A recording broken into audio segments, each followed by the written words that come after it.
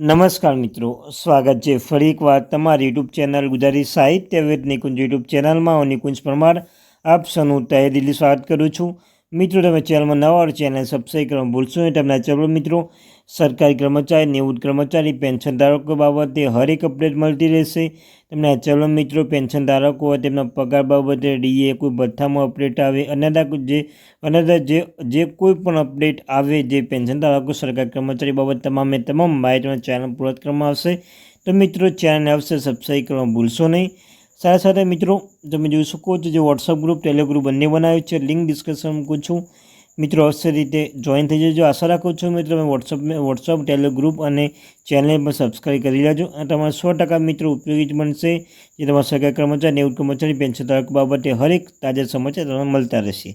તો આજના સમાચાર મિત્રો વાત કરવાના છીએ। કેન્દ્ર સરકાર જુલાઈ 2024માં કેન્દ્રીય કર્મચારીઓ અને પેન્શનો માટે મોંઘવારી ભથ્થામાં ડીએમાં નોંધપાત્ર વધારો જાહેર કરે તેવી અપેક્ષા છે। સૂત્રોના જણાવ્યા અનુસાર ડીએમાં 5% વધારો થશે। કર્મચારી અને પેન્શનોને નોંધપાત્ર નાણાકીય લાભો પ્રદાન કરશે। જુલાઈમાં આગામી નિર્ણય ડીએમાં વધારો અપેક્ષિત ડીએ વધારા અંગેમાં બહુ અપેક્ષિત નિર્ણય જુલાઈ 2024માં લેવામાં આવશે। જો અપેક્ષિત 5% વધારો મંજૂર કરવામાં આવે તો ડીએ વર્તમાન 50%થી લઈને 55% સુધી પહોંચી જશે। આ વધારો ફુગાવા અને વધતા દરના પ્રતિભાવમાં છે, જેનો ઉદ્દેશ્ય કેન્દ્રીય કર્મચારીઓના જીવન ખર્ચ ટેકો આપવાનો છે।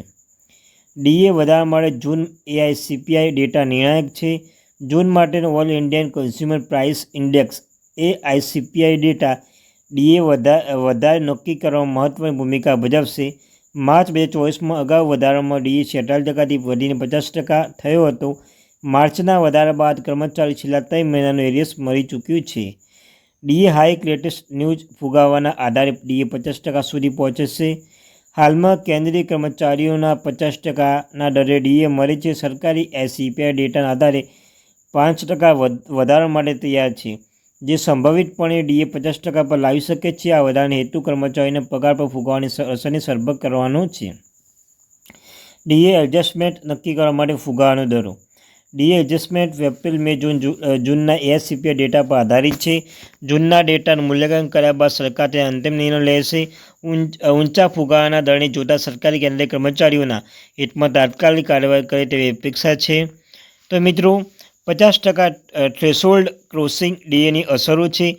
ડીએમાં 50% વધી જાય તો તે આદર્શ રીતે પગાર પંચના નિયમો મુજબ મૂળભૂત પગાર સાથે મર્જ થવા જોઈએ।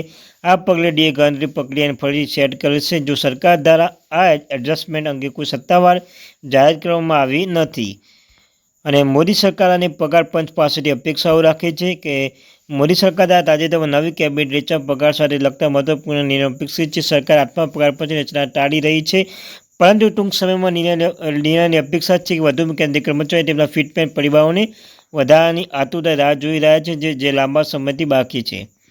નિષ્કર્ષ સરકારના નિર્ણયોની રાહ જોવી તો મિત્રો, નિષ્કર્ષમાં એટલું નીકળી શકે છે કે કેન્દ્રીય કર્મચારીઓને સરકાર તરફથી સાનુકૂળ નિર્ણયો માટે આદર્શવાદી છે, જેમાં ડીએ વધારીને અને ફિટમેન્ટ ફેક્ટરમાં વધારો બનવાની સંભાવના થાય છે।